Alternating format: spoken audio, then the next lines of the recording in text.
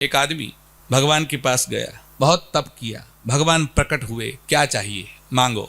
उसने कहा भगवान मैं ऐसा चाहता हूँ कि मैं जो चाहूँ वो मेरे यहाँ हो जाए। भगवान ने कहा ये तो सबसे बड़ा आदमी है, अच्छी बात है, तेरे घर में अच्छा हो तो मुझे क्या आपत्ति है।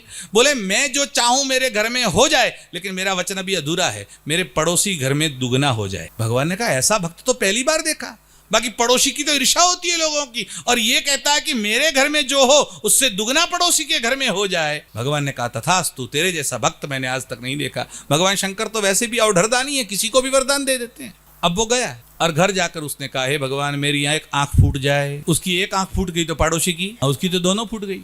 अब इसके भी 4 बेटे, पड़ोसी के 4 बेटे थे। इसने कहा हे भगवान मेरे 2 बेटे मर जाएं।